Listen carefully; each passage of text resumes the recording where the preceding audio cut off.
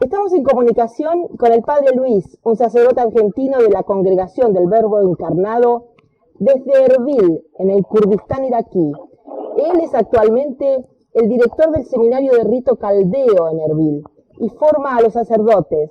Buenos días, querido Padre Luis, encantada de volver a hablar con usted después de haberse trasladado desde Bagdad. ¿Qué tal, María Laura? ¿Cómo le va? Bien, muy bien, pero ¿a usted cómo le va ahí? ¿Cómo está todo? Bien, digamos, o sea, el Kurdistán ciertamente es una zona mucho más segura. En Bagdad seguimos teniendo dos sacerdotes ahí, yo me trasladé para aquí, y usted, como sabe perfectamente, en Bagdad he atentado prácticamente todos los días, ¿no?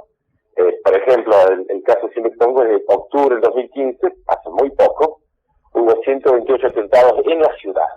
En cambio, en Erbil, donde yo estoy ahora, si bien estamos muy cerca del Estado Islámico, porque el Estado Islámico está a 30 kilómetros de aquí, de esta ciudad, sin embargo, en la ciudad no hay atentados, así que es mucho más seguro, digamos. Ahora, al mismo tiempo, ustedes tienen a la congregación en Alepo, allí está la hermana Nazaret. ¿Cuáles son las últimas noticias que ustedes tienen de Alepo? ¿Qué es lo que está pasando? ¿Se está respetando o no la tregua? Mire, lo que pasa en Alepo es un absoluto desastre, ¿no? O sea, nos cuentan nuestros misioneros que están en el peor momento de la guerra, que está durísimo, son horas y horas de bombardeos, de misiles, de bombas, de explosiones, de disparos, todo el tiempo es una locura. No hay absolutamente ningún barrio seguro, en todos lados caen proyectiles.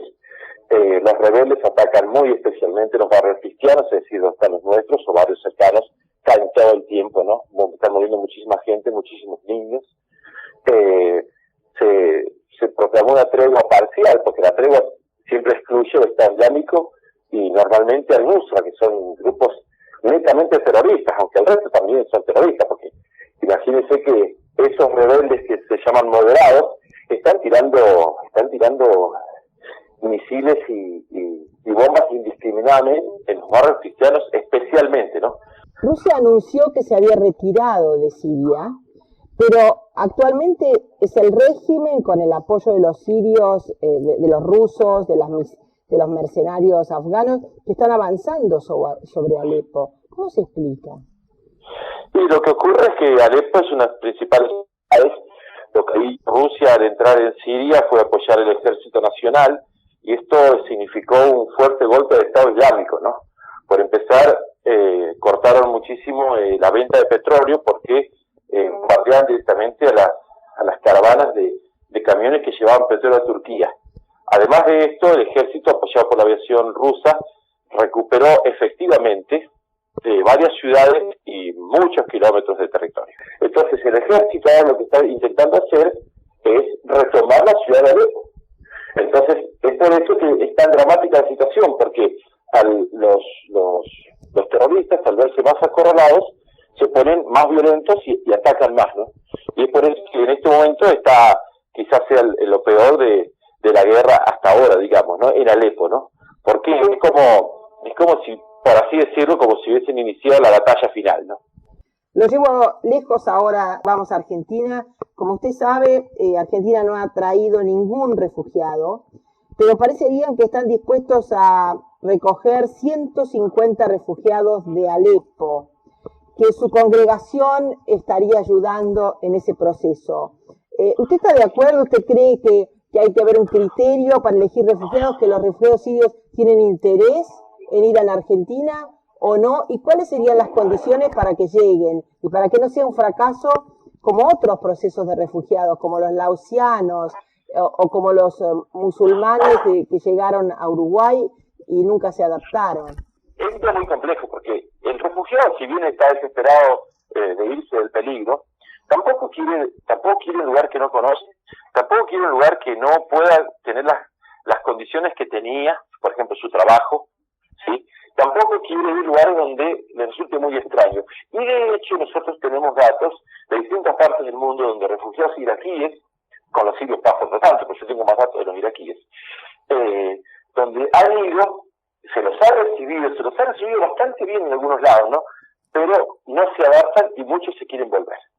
O sea, es un tema realmente muy complicado y mucho más complicado de lo que la gente piensa. En general, el árabe necesita el apoyo de la familia. Por eso los iraquíes, por ejemplo, la gran mayoría cuando se va a Estados Unidos, Canadá, Holanda, Alemania o Australia, y no a otros lados, porque ellos lo tienen familiares. Ahí donde hay gente que ya ha ido hace años, ¿sí? Entonces, yo conozco en concreto, ¿no?, gente en París, digamos en Francia, que han sido, están con estatus de refugiados, reciben una entrada, no pueden trabajar, por supuesto, por eso mismo, pero no se adaptan y se quieren volver, con un serio problema, y es que han vendido todo lo que tenían aquí en Irak y ya no saben cómo volver, y van a poder volver. Entonces, el tema de los refugiados tiene que ser manejado inteligentemente, ¿sí? Tiene que ser manejado de modo, no simplemente pensar abrir las puertas y nada más. Sin embargo, lo que hay que intentar sobre todo es parar la guerra, porque la gente se va por la guerra.